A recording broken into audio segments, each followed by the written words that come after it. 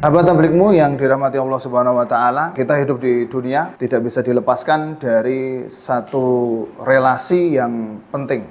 Relasi ini baik berkaitan dengan relasi kepada Allah, juga relasi kepada sesama manusia, bahkan relasi kita kepada alam semesta. Di dalam Al-Qur'an akan disebutkan istilah hablum minallah dan hablun minannas.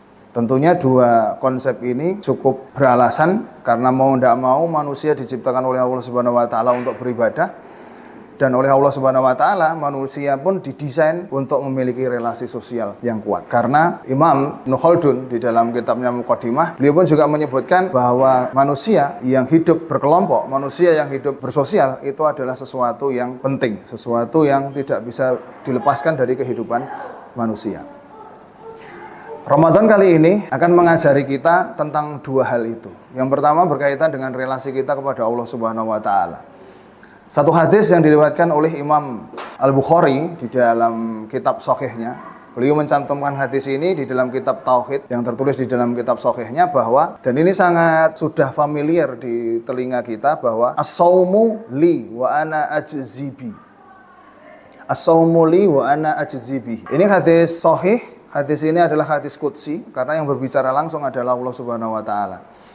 Di mana Allah menyatakan bahwa puasa ini adalah untuk Allah dan Allah sendiri yang akan memberikan balasan, memberikan ganjaran.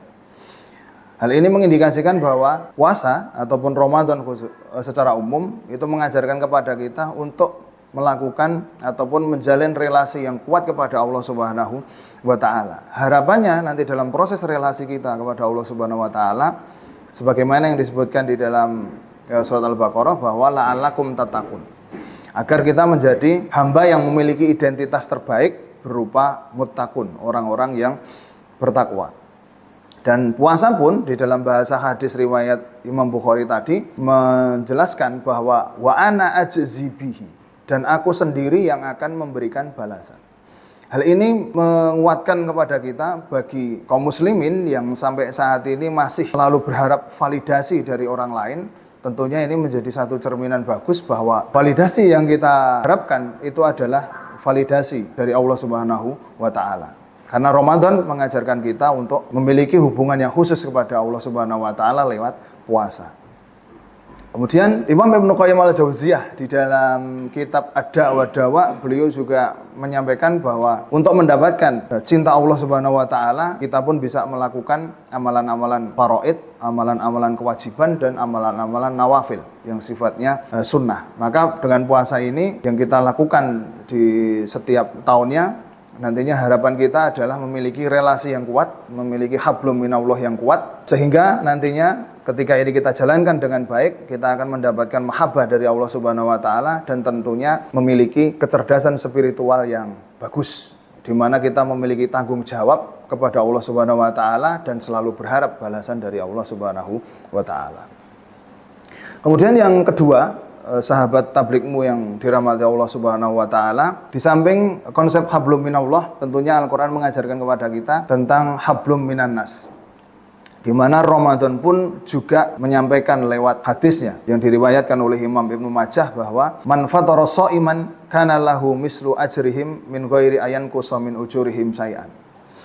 Bahwa Nabi Muhammad SAW menjelaskan siapapun yang memberikan makan kepada seseorang yang puasa, entah puasa wajib maupun puasa sunnah, dia akan mendapatkan pahala sebagaimana pahala orang yang berpuasa tanpa harus mengurangi pahala dirinya. Hadis ini bukan hanya sekedar berkaitan dengan memberi makan atau memberi minum kepada orang lain. Namun ini menunjukkan bahwa sebagai seorang muslim, harapan daripada hadis ini adalah bagaimana seorang muslim memiliki kepedulian. Bahkan sampai kita diajari untuk bagaimana melakukan penyesuaian secara emosional dengan sesama. Jadi memahami perasaan orang lain, bahkan sampai kita bisa membaca pesan-pesan apa yang dirasakan oleh orang lain itu lewat nonverbalnya. Bukan tidak mesti harus diomongkan, tetapi kita bisa melihat itu, bisa menangkap itu dari ungkapan-ungkapan ataupun ekspresi-ekspresi yang nonverbal. Ini menjadi hal yang cukup penting kaum muslimin sekalian. Karena di dalam banyak hadis bahwa relasi yang dibangun oleh kaum muslimin antar sesama muslim itu haruslah berdasarkan pada at-tawaddi. At-tawaddi itu adalah saling cinta yang tulus, mawaddah. Kemudian juga at-tarahum, dalam hal ini adalah saling kasih dan sayang. Kemudian yang ketiga adalah at-tawasul, saling terhubung antar kaum muslimin. Sehingga nanti harapannya ukhuwah Islamiyah, ukhuwah insaniyah, ukhuwah basariyah itu bisa terwujud di dalam kehidupan kita sehari-hari. Kaum muslimin yang dirahmati Allah Subhanahu wa taala, sahabat tabligmu yang berbahagia, bahwa kita sebagai manusia diberikan Allah Subhanahu wa taala otak, yang otak tersebut memang sudah dirancang oleh Allah Subhanahu wa taala untuk selalu bergaul, untuk bagaimana kita menjalin relasi itu kepada orang lain. Dan dalam relasi itu pun juga akan didapati saling berpengaruh satu dengan yang lain. Sehingga tidak heran para ilmuwan dalam bidang sosial menyampaikan bahwa bahkan di bidang saraf, beliau menyampaikan bahwa relasi itu membentuk pengalaman dan biologis kita. Jadi relasi yang kita lakukan itu membentuk pengalaman kita dan membentuk biologis kita. Hal ini mengindikasikan bahwa ketika relasi itu bersifat positif, maka relasi yang terjadi itu nanti akan memberikan dampak positif bagi kesehatan, atau bisa disebut katakanlah itu menjadi sumber kesehatan. Tetapi ketika relasi ini bersifat negatif, itu bagaikan racun yang bekerja perlahan-lahan dalam tubuh kita, sehingga nanti akan menghasilkan salah satunya adalah mungkin sumber kecemasan ataupun penyakit-penyakit yang lain.